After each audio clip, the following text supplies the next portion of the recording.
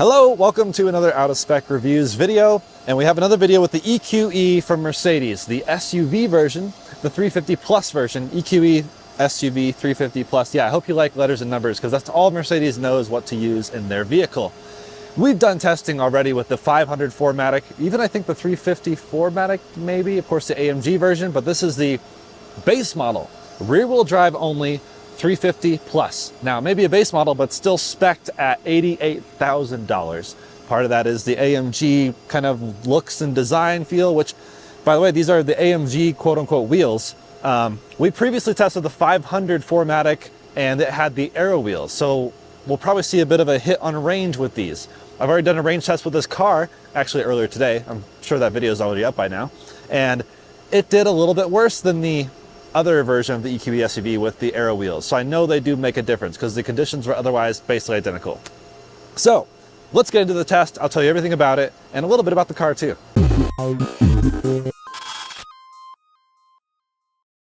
All right, so we got Andreas behind the camera here, our resident German for doing folks. German car. And yeah, just a few notes about the car. It's pretty slippery, pretty bulbous, I think. I don't think they look particularly good, but let me know what you think of the EQE SUV. Again, the AMG kind of accent line. This does have the nice panoramic glass roof. EQE badging here. It's a fairly slippery, like I said, bulbous car. I think a 0.26 drag coefficient. You can actually look on the inside. Very spacious. And oh, by the way, Andreas, your shirt has arrived. If you guys haven't seen, the shirt is available on Out of Spec. shop.outofspecstudios.com. And yeah, I have a Lego set in there, but that's just a Facebook Marketplace purchase while I had the car. And yeah, looks nice. Decent material choice. I'm gonna show you the front really quick. And yeah, very Mercedes. No like hyper screen situation, which I actually prefer. I prefer this type of display. It's the OLED kind of portrait orientation on the middle, and then the driver's screen is fine too. Yeah, I like the other EQE spec a bit more. It had some of the light leather and like matte wood, whereas this one has a bit more glossy like finish stuff, sort of 360, or not 360, 3D effect glossy. I don't know, not a fan of glossiness in the car. It was like blinding me earlier with the sun. The front trunk is not a front trunk. You can't even open it. And I have, of course, blocked this with the back, but it's just a normal boot. I mean, EQE SUV, as you've already seen. And yes, we're gonna keep an eye on the state of charge. It's gonna dip from 11 to 10. I knew it would take a little bit because I arrived here just as it dipped to 11%. But the moment the car dips from 11 to 10%, we charge it for 15 minutes exactly. We also time the handshake time to see how long it takes for the car to talk to the charger. So that'll be interesting. And then we take it on the highway, drive 80 miles an hour constant in a loop style test until we get not quite back here. It's just we're gonna hit 10% on the highway. So the idea of the test is how far can you go with 15 minutes of charging, basically. And basically it's like emulating charging hopping from like 10% charge. Like you arrive at 10% and then you charge 15 minutes, drive, arrive at 10% type of thing. So a really good scenario is like Taycan. A really bad one is BC4X. So let's monitor this and see, yeah, we'll watch when it goes from 11 to 10 and then time it all. All right, just hit 10%, so turned off climate control. We are going to make it so there's no loads on the vehicle, and we will go ahead and get this going. Now, Andreas, actually, if you want to grab your phone. All right, so let's open the charge port first. Yep, that should. And then this thing, you have to pull, yep. And then this should have plug and charge. So the moment we plug it in and go, we will see what the handshake is.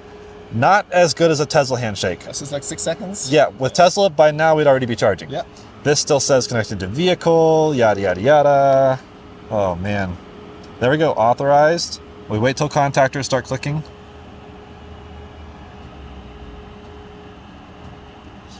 All right, I think we can cut it. We heard contactors, so 23 seconds on that, and then restart the timer.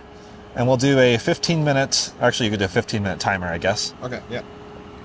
And we will charge for exactly 15 minutes, and we'll see what we get.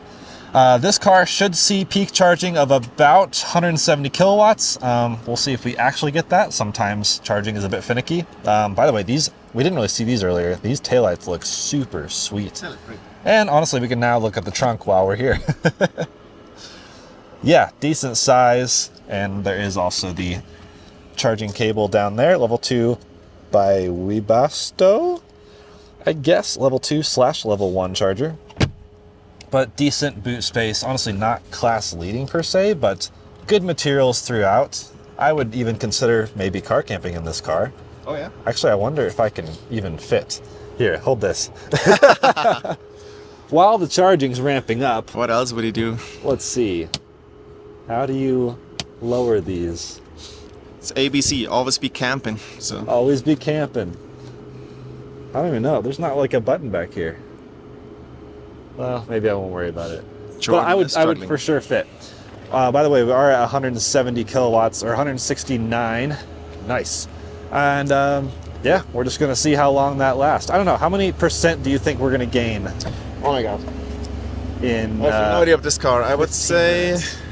so we gain 2% in Like 1.5 minutes at 170 kilowatts. So I would say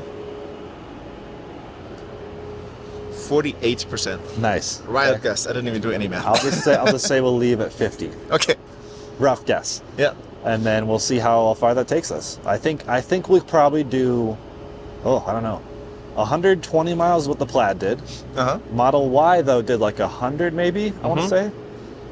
Taycan was like 145, so really good. This will not be those. How much did the X, like Dave's X, do? The X did 120 miles. Okay, right, So this is comparable as far as coefficient of drag, slightly smaller battery pack, slightly worse charging. So I'm just gonna say 90 miles. Yeah. Okay, we'll see. We'll see. All right, so I thought for the sake of camera, I would actually see, would I car camp in a Mercedes EQE SUV? It's close. If you scoot the front seats up, Uh-huh. you could totally do it. And then the glass roof's fantastic. There's this crossbar right here, which is directly like my line of sight, but I could totally make it work. I'd be better diagonally. So if you're alone, totally doable. And I'm 6 foot, by the way. Yeah. So if anyone cares, Yeah. I don't know who's buying a EQE You know, we could SUV. just stay here overnight. There's a Walmart. We can grab a You're dinner right. and breakfast tomorrow. We So could just stay here. This is Just- so true. keep filming charging stuff. Also, if anyone wants to know, we are weather-wise okay. So the charging test, or the range test earlier today was like perfect conditions, and I finished right as some wind picked up. Wind is a little bit happening here. That's really bad English. There's a little bit of wind, and the temperatures are dropping tonight. That's why I wanted to get this done tonight, not tomorrow morning. This is literally the last day with this car. So, and I just got back from a trip. So, squeezing some stuff in. This ID4 has been circling the parking lot for like 5 minutes. Yeah. And they backed into the charger and then left. Didn't even try to plug in. Yeah. But there's one charger here. EA update. The screen's dead, but the Yeah. credit card reader is on. So I wonder if it would work if you did like tap or start charge through the app. Not entirely sure, but Yeah, it's funny. The lady was shaking her head as she pulled in. she pulled in and she's like, Not again. so we are just about 11 minutes into the charge and we're up to 38%. So I think I'll be close to dead on the money. We dropped down, I saw a peak of like 175 and we've dropped down to about 156. So it's tapering a little bit. This car doesn't charge amazingly as far as like a peak charge, but actually holds fairly long with the decent charge. So that's similar actually to the e-tron. So I'm okay with it.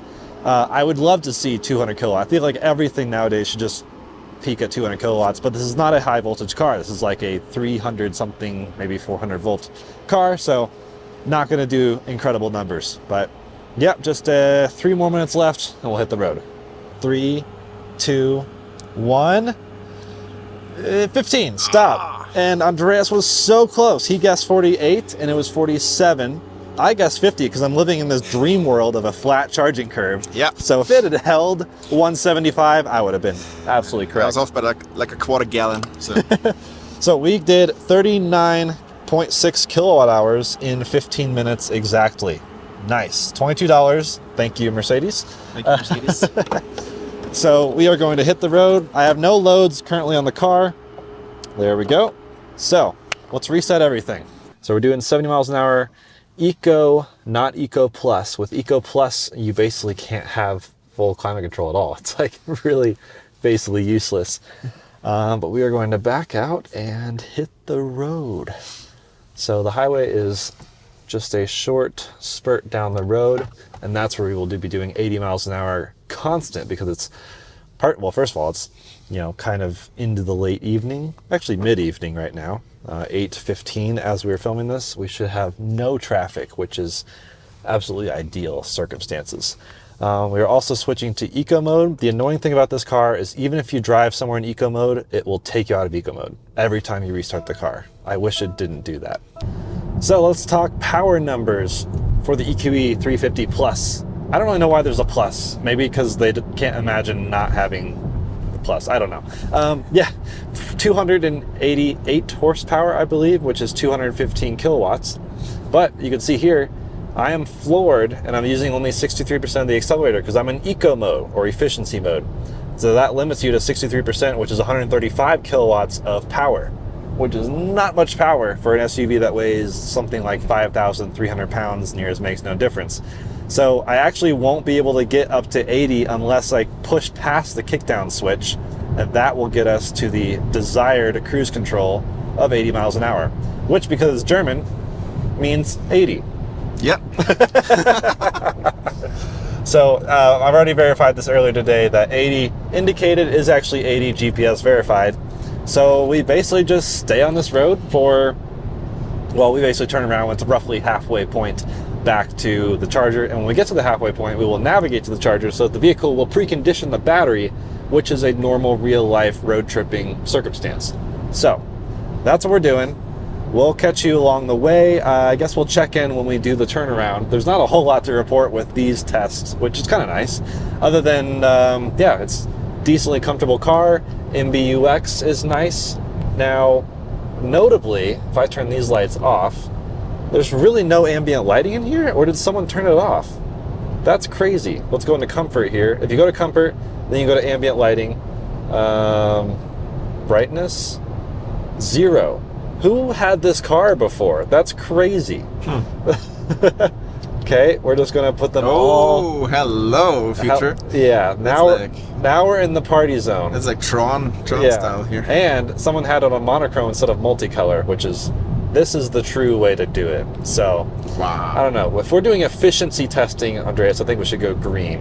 Yeah, oh yeah, for sure. Yeah. Now, we also have the Burmeister sound system, so we may just stop this clip and listen to some Tritonia. Yes, please. Not sponsored. Not sponsored. And we'll just keep going on our way. By the way, I do have it, like I said, eco mode, but also strong recuperation, but that really doesn't matter in this case because we're not really doing any decelerating or any accelerating either. And I guess I'll talk about driver assistance really quick. This has fantastic driver assistance. One of the upgrades that got this specific car up to $88,000 was the premium ADAS system. So capacitive wheel, amazing. I wish Tesla went that route, maybe someday. This has automatic lane changing. So in theory, yep, there we go. It's just changing lanes by itself. Nice. And if we come up to a slower car, it will pass. And then because it's German, it will bring us back to the right lane because that's required by law. Exactly. Yeah, yeah. And yeah, fantastic cruise control. Keeps you really nicely centered in the lanes. Of course, it's adaptive cruise and everything. So definitely a phenomenal road tripper. And even by my range test previously, we found out that 282 miles is what this does at 70 miles an hour constant, which is a bit slightly more than the AMG version, but less than the 4-motor 500 EQE SUV, which is interesting. It's not what you would expect, except that that car was spec'd with the Aero wheels. So these wheels look better, but the other one went 20 miles further. So yes, we're gonna soak up this ambient lighting, try some Tritonia. This is not like Mercedes S-Class Burmeister, so don't get too many hopes up, Andreas, but it's still solid. You know, I noticed my seat keeps changing. Like, keeps reclining and going back forward. I'm not sure what's going on there. Oh, you have your kinetics turned on. That's what it was. So it's a massage function. No, not quite massage. And actually, in the efficiency testing, we don't run massage or heating or cooling. Now, annoyingly, this does not have massage seats. And for $88,000, I would wish it would, but at the same time, 88 grand is like mid-spec Mercedes. Yeah. So go S-Class if you want massage seats, I guess. I don't know if you can spec them in the E-Class. Nice maybe. overpasses here. Sorry to interrupt you. Oh, yeah. Dave, if you're watching, Andreas loves these overpasses. Right? You're right. You know, back in Texas, those were our mountain roads. Yeah. You know, we had no mountains, so it was like, ooh, overpass. This is going to be fun. Exactly. But yeah, honestly, solid kind of pulsating ambient lighting, and you're comfortable, right? I'm comfortable. Oh, so comfortable. Good seating, and noise is definitely excellent. It's doing an assisted lane change now. Yeah, not too much road noise. Now it could be better, and this does not have any adaptive dampers. This also does not have a lot of wheel sidewall because it has the bigger, I think 21-inch wheels. So a little bit narrower sidewall, and I think technically a bit more performance-oriented P0 tire. So not quite the eco or comfort spec, but decently spicy for a large SUV with less than 300 horsepower. Now the torque is there. That's probably what helps. The torque is about 416 or something like that. That's definitely a better number. That helps a lot. But yeah, MBUX, it's fine. No hyperscreen. I'm okay with that. Hyperscreen to me is silly. I don't love MBUX, and I also don't hate it. It's just like a neutral, like it works. I've got it figured out at this point. The right side of the steering wheel controls that screen. The left side of the steering wheel controls this screen. No heads-up display. I would also prefer to see that at this price point. But hey, I'll just enjoy the ride for now. Once again, frustrated with the lack of one-pedal driving, but we are doing a turnaround for another loop to avoid some traffic, because traffic is no fun and just makes these tests less useful, actually. We're trying to keep 80 miles an hour as long as humanly possible. So, skipping the traffic, heading back. We can always do another loop if we need to, just like our range tests. But we've so far done 31 miles, and the average is 427 watt-hours per mile, which is just over 2 miles per kilowatt-hour for the math geniuses out there. Not quite sure exactly what it is. Oh, they're doing automatic lane change for no reason. Sometimes it does this. And actually, sometimes it'll try to do an automatic lane change into the shoulder. It thinks it's another lane. So must be running some FSD data to logic. Pulling FSD. My brother was on the phone with me earlier, and he's like, "Oh, it sounds just like a Mercedes driver." Okay, so we just missed the halfway point of the percentage. So we charged to 48%, halfway back to where we... No, why are you doing that? It wanted to take the exit. You have to babysit this car. Yeah. Yeah, so it halfway back to 10% would be 29%. We just missed that. But I did go ahead and start routing back to the charger in case it wants to do any sort of preconditioning. That's the quote-unquote real-world scenario of this testing. You know, for the range test, we don't do any sort of navigating back to the charger. We don't want to use any excess juice. Whereas this is more realistic to a road trip, where you would be actually navigating to the next charger. The Mercedes does precondition, which is great. You can even set, state of charge upon arrival for chargers, separately from a state of charge upon arrival for your final destination. The route planning really seems to be quite good. Asterisk, like routing from Fort Collins back to my house earlier today, it just kept taking the not quite optimal route, and it said I was going to get home with 13% remaining. I got home with 15%, which is not a crazy difference, but that's like almost 6 miles of driving or so. And that's partially because I saved a few miles by taking routes I knew were better, and I don't know why the car just didn't do it. Tesla would have taken the routes I was taking. I know for a fact, because I've done that exact same drive multiple times in a Tesla. So maybe they're just like not quite there. I don't know where they're getting all their data from. I think it's Google, but also Google Maps was routing me differently. So maybe it's data from Google routed through some other different API. I don't really know or understand. But hey, rolling with it. So we got 49 miles under our belt. I don't think we'll do great numbers here. We could see maybe 90 miles. I'm not really sure.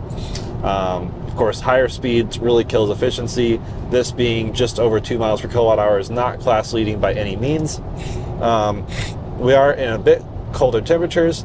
There's a little bit of wind, so those do play a part. We don't have the aero wheels. This is just not like the range or road tripping king as far as specs go, but it's still not bad.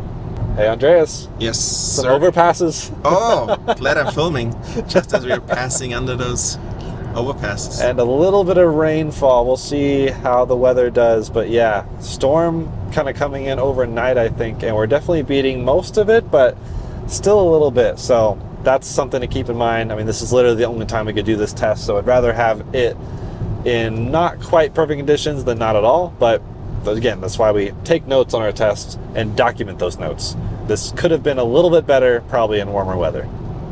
All right, we are coming up to another turnaround, and then we'll probably have basically one more turnaround after this. Fortunately, like I said, this road is super easy.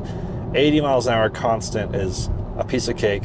The way the road curves, it's actually Loop 470 that kind of goes around Denver, so it really helps even out any sort of minor elevation changes and even wind. Right now, like I said, we have a little bit of wind, but in some cases it's a headwind, some cases it's a tailwind, some cases a side wind. I mean, wind really is not ideal regardless, but we've been checking Windy, and it's actually Windy, the app, by the way. It's actually not very strong wind, so we're pretty much fine. So a quick U-turn at the stoplight, and then we're back on the road again, and we'll just keep going. We're down to 21%, so we've got 11% more to burn. And yeah, we're not going to see any crazy numbers here.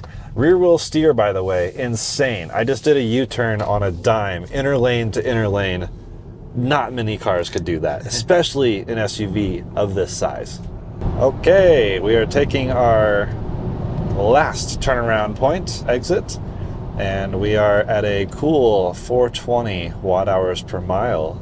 No, 418. Well, just a second ago it said 420. And we've done 73 miles, so turn back around, burn the last 5% going back towards the charger. Again, the charger's still navigated here. In fact, you can see our little fancy, what do you call that? Augmented reality display. AR, love it. AR. But yeah, imagine if a Vision Pro just like descended from the ceiling. It's Exactly, like, okay, yeah, here's what yeah. you do. That's the future.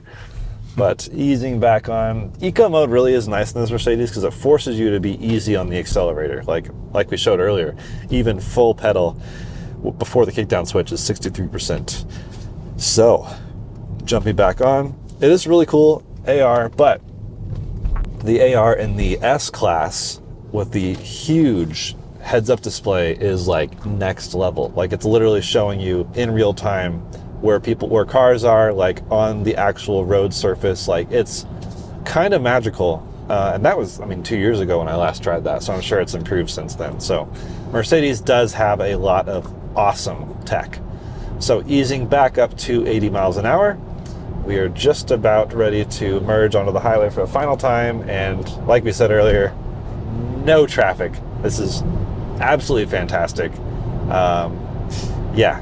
It is chilly, 45 degrees now. We left at about 60 degrees. It's dropped down to 45, so it is definitely a bit of a colder day, but it's a decent number as far as a 15% or a 15-minute challenge, 10% challenge. Different people call these different things. There's arguments in the comments. I don't know. I guess let me know what you think these should be called. I'm just used to calling them 10% challenges, but hey, the team came up with them while I was gone, so I don't take any blame. So as far as the competition in this space, mid-size luxury SUV more or less, we've kind of been looking at some of the competition for the other 10% challenges. Now Alyssa did do an EQE SUV, although Kyle somewhat negated that test because she forgot to flip it back into eco mode, and she also had an issue with the charger up front. So that only did 67 miles, but again, not quite optimal realistic conditions. Meanwhile, we also don't have amazing conditions, but we're gonna beat some other notable competition like Model Y, Audi e-tron. We're gonna be right up there, probably fairly close with the Rivian and almost ID4 territory. So Definitely some decent company in this space. I'm going to say run-of-the-mill for a lot of other vehicles, but we are just sitting here at 11%. We should dip down to 10% in just a bit. Will it happen before our exit? I don't know if it will. We'll just find. There's another exit just shortly after, but that's kind of funny. Yeah, just about there, but we're at 82 miles, 420 watt-hours per mile. Here's the evidence. I'm dabbing, you just can't tell. Yeah, I'm so mature. So, but yeah, honestly, not bad. Not bad at all. I think I was hoping for 90, but that was based on like the really crazy number that Kyle and Alyssa saw with the Plaid Model X. Whereas the Model Y was definitely not quite the move here. So, unfortunately missing the exit because we want to hit 10% on the actual highway. And come on, still not quite there. It's pretty cool how it shows you the miles, and its expected miles left till we die is 27 miles, but it says max 36, saying there's more things you could do if you have the opportunity. So we are getting close down to the wire here. 10%. 10%. All right. 83 miles is the official number, and 400, I'm going to say 420 watt-hours per mile. Yeah. Because that just works out great, which is just over 2 miles per kilowatt hour. Genuinely not bad at all. I'm happy with that result. What about you? Yeah, good result. 84 miles, 50 minutes of charging. That's And that's an hour and 15 minutes basically of driving by charging only 15 minutes, and that's pretty great. I think a lot of people have this like almost like silly preconceived notion of like, oh my gosh, if I drive an hour, I charge an hour. And sure, maybe that's the edge case for some really terrible EVs, but most EVs, honestly, pretty solid. Yep. Okay, now that we know the results, I can have a little bit of fun and check out this ambient lighting. We're regioning right now, which means it's bringing all the juice back into the middle. And then when we actually step on it here in sport mode, the lights go crazy, and it's just showing that we're doing acceleration. Now we're just kind of in this neutral place, a little bit of acceleration here. Really pretty interesting. I think kind of distracting. I think Andreas agrees. Yeah, it might be helpful in the middle of the night when you're on a road trip and you don't want to fall asleep, just turn that on. And if you want to stay awake, or this pulsing, if you have cruise control on, it pulses at the exact same speed constantly, which maybe that would put you to sleep. I don't really know. Yeah. But that's kind of fun. They should call it seizure mode. Yeah. But honestly, that's really the end of the test. There's no reason to wrap it up back at the charger because, I'm just going to go charge for a bit. So that's it. It's easy road tripper, very comfortable, solid materials. We did get some Tritonia on the sound system. Yes, we did. Fantastic, honestly. Pro tip, a lot of cars sound better when they're like pure or direct or whatever they call it, not the fake 3D sound thing. This one actually is okay as long as you do 3D sound and then focus it on the front two passengers. Then it actually sounds pretty fantastic. I boosted the bass and treble just a bit. I do like that smile curve on the stereo, and yeah, solid Burmeister. Looking forward to blasting that on my way home. And that's a wrap. What do you think? Yeah. So I think you've covered everything. Covered it all. Fun little test here. Yeah. 10%, always interesting. Yeah, so Andreas lives pretty close to where I start these, so it's like, cool, come on out and help film, and we'll just enjoy this sweet car. Yeah, exactly. Some other videos on the EQE, of course, exist out there if you're curious, and yeah, we'll see another out-of-spec video very soon.